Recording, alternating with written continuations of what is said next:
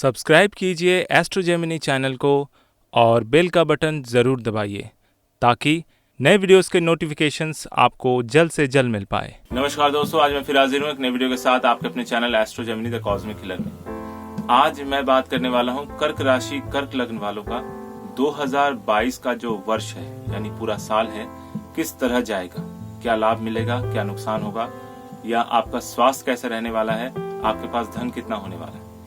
तो चलिए देख लेते हैं जो वर्ष कुंडली है कर्क राशि वालों की वो कैसी है। लग्न भाव में कोई ग्रह नहीं है यानी चंद्रमा लग्नेश जो है वो पंचम भाव में विराजमान है और वहां पंचमेश मंगल और केतु विराजमान है। तो कहीं ना कहीं आपका ध्यान हो सकता है कि हायर स्टडीज में रहे, पढ़ाई में आप बहुत ज्यादा ध्यान दें, या ऐसा कोई ऑफर मिल सकता है कि जहां पर आप अपने स्टडी को कंटिन्यू कर सकते हैं अपने काम के साथ साथ। लग्नेश अगर पंचम भाव में रहते हैं तो संतति में भी वृद्धि करवाते हैं और पंचमेश पंचम भाव में होने की वजह से संतान योग भी बन रहा है। तो पॉसिबिलिटी ये भी है कि जो लोगों की संतान नहीं है वो इस वर्ष माता पिता बने। दूसरे भाव में कोई ग्रह नहीं है, द्वितीयेश सूर्य जो है वो छठे भाव में शुक्र के साथ विराजमान। तो ऐसी अवस्था में अपने धन भाव को बहुत ही सोच समझ के खर्च करें। ऐसा हो सकता है कि आपको अपने पैसों का जो हिसाब किताब है वो सही से ना मिले, यानी आप जरूरत से ज्यादा पैसे खर्च कर दें, या फिर ऐसा कुछ हो जहां पर आप पैसा लगाएं और पैसे का हिसाब आपको ठीक से पता ना चले। इसलिए जो भी पैसा खर्च करें स्पेशली अपने सेविंग से तो बहुत ही ध्यान लगाकर और बहुत ही सावधानी पूर्वक खर्च करें। तीसरे भाव में कोई ग्रह नहीं है, तृतीयेश बुध जो है वो विराजमान है सप्तम भाव में।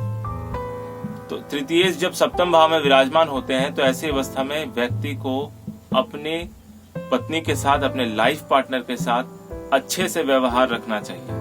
कहीं से भी थोड़ी सी भी त्रुटि या गलती हो गई तो भैया पार्टनर के साथ विवाद हो सकता है, क्योंकि वहां पर सप्तमेश शनि भी विराजमान है जो कि कभी कभी विवाद का कारण भी बनते हैं। इसलिए अपने लाइफ पार्टनर के साथ उत्तम व्यवहार रखें, किसी भी तरह की कोई कमी ना होने दें। हर एक विश आप उनकी पूरी करने की कोशिश करें ताकि आपका दाम्पत्य जीवन अच्छे से चले।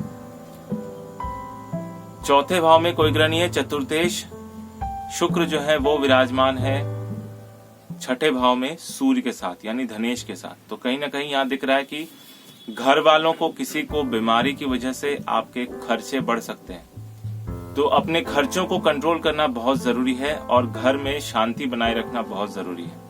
नहीं तो ऐसा हो सकता है कि कहते नहीं है कि घर का भेदी लंका ढाए, तो घर में ही कोई ऐसा इंसान हो जो नहीं चाहता है कि घर में शांति बनी रहे। किसी भी तरह का बहस का माहौल बन रहा हो या बातचीत में मनमुटाव का माहौल बन रहा हो तो ऐसे चीजों से आप बाहर आए या उनको इग्नोर करने की कोशिश करें। पंचम भाव में पंचमेश मंगल विराजमान है, साथ में केतु और चंद्रमा विराजमान है यानी लग्नेश विराजमान है। तो ऐसी अवस्था में केतु से बचने की आवश्यकता है। पंचम भाव में केतु रहने से संतान उत्पत्ति में कभी कभी बाधाएं भी आती हैं, या फिर सिजेरियन बच्चा यानी कि नॉर्मल डिलीवरी होने की संभावना नहीं दिखाई दे रही है। अगर डिलीवरी होगी तो सिजेरियन हो सकती है, क्योंकि केतु वहां पर बिल्कुल साफ साफ ये इंडिकेट कर रहे हैं कि रक्त यानी खून बहने की बहुत ज्यादा वहां पर अनिवार्य हो गया है।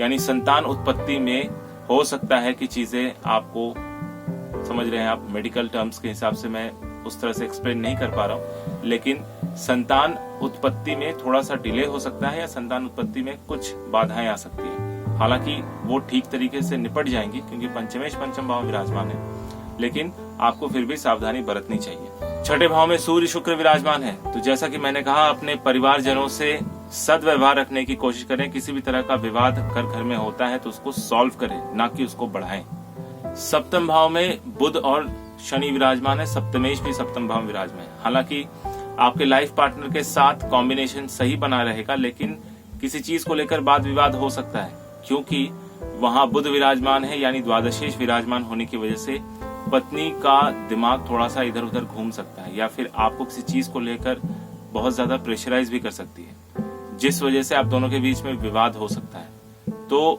आप शुरुआत में यानी वर्ष के शुरुआत में किसी भी तरह के वाद विवाद से बचें। और अगर आप अपने लाइफ पार्टनर का ख्याल रखना चाहते हैं तो बहुत ज्यादा जरूरी है कि उनकी सेहत को अच्छे से देखें, क्योंकि हो सकता है कि उनको हॉस्पिटल में भी एडमिट होना पड़े, क्योंकि द्वादशेश बुध जो है सप्तमेश के साथ विराजमान है। इसलिए मेडिकल एक्सपेंसेस बढ़ने की संभावना है और वो खर्च जो है आपके लाइफ पार्टनर के पीछे ज्यादा हो सकती है। अष्टम भाव में गुरु विराजमान है, अष्टमेश जो है वो सप्तम भाव में सप्तमेश होकर विराजमान है।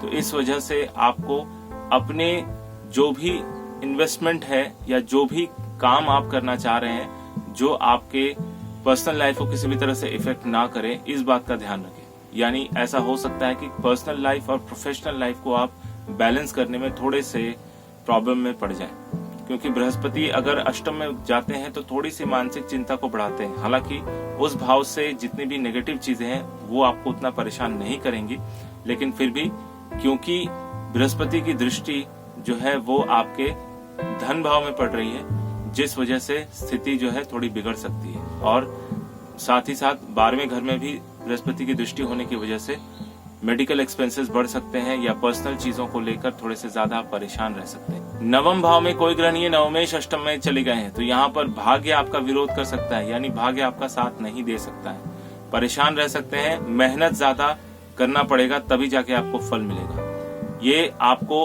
वर्ष के कम से कम मध्य भाग तक स्ट्रगल ज्यादा रहेगा। मध्य भाग से यानी कि जून जुलाई के बाद से स्ट्रगल धीरे धीरे कम होने लग जाएगा और वर्ष के अंत आते आते आप में काफी ज्यादा स्थिरता आ जाएगी। दशम भाव में कोई ग्रह नहीं है, दशमेश मंगल जो है वो पंचमेश होकर पंचम भाव में विराजमान है। तो ऐसी अवस्था में कामकाज की जगह पर प्रेशर होते हुए भी आप चीजों को अच्छे से मैनेज कर पाएंगे, लेकिन आपको मेहनत ज्यादा करनी पड़ेगी। कई बार समय का अभाव हो सकता है, में भी परिस्थिति ऐसी बन सकती है कि समय के अभाव के कारण आप अपने घर में ज्यादा समय ना दे पाए। तो इस बात का आपको बहुत अच्छे से ध्यान रखना पड़ेगा। एकादश भाव में राहु विराजमान है, तो इनकम फ्लो लगातार बना रहेगा। कभी कभी थोड़ा बहुत अप डाउन दिखेगा, लेकिन वर्ष के स्टार्टिंग में भी इनकम फ्लो अच्छा बना रहेगा, मध्य में थोड़ा मीडियम रहेगा और वर्ष के अंत में फिर से आपके पास पैसों की स्थिति काफी ज्यादा मजबूत हो जाएगी। द्वादश भाव में कोई ग्रह नहीं है, द्वादशेश जो है वो सप्तम भाव में विराजमान है। तो जैसा कि मैंने कहा कि पार्टनर या लाइफ पार्टनर की तबीयत को लेकर थोड़े से परेशान हो सकते हैं, मेडिकल एक्सपेंसेस बढ़ सकते हैं। स्पेशली आप अगर अपनी पत्नी का इलाज काफी लंबे समय से कर रहे हैं तो बहुत ज्यादा सावधान रहिए, उनकी तबीयत में थोड़ा सा गिरावट हो सकता है और जिस वजह से आप थोड़े परेशान भी हो सकते हैं। इसलिए अपने लाइफ पार्टनर का अच्छे से ध्यान रखिए, स्पेशली उनकी सेहत का ध्यान रखना बहुत जरूरी है। ओवरऑल ये वर्ष आपको मिला जुला जाएगा, कुछ अच्छे चीजें मिलेंगी, कुछ खराब चीजें भी मिल सकती हैं। तो हर चीज को आप बैलेंस करके चलें और अपने दिमाग को कूल रखने की कोशिश करें। उपाय के तौर पर ओम नमः शिवाय का जाप एवरीडे, हर दिन 1 माला जरूर करें और सोमवार के दिन शिवलिंग के ऊपर दूध, जल और बेलपत्र से अभिषेक जरूर करें। तो आपको मेरा ये वीडियो कैसा लगा कमेंट करके जरूर बताइए। अगर अच्छा लगा तो लाइक कीजिए, दोस्तों के साथ शेयर कीजिए। अगर आप मेरे चैनल पे नए हैं तो सब्सक्राइब करना बिल्कुल ना भूलें। मेरा ये वीडियो देखने के लिए आपका बहुत बहुत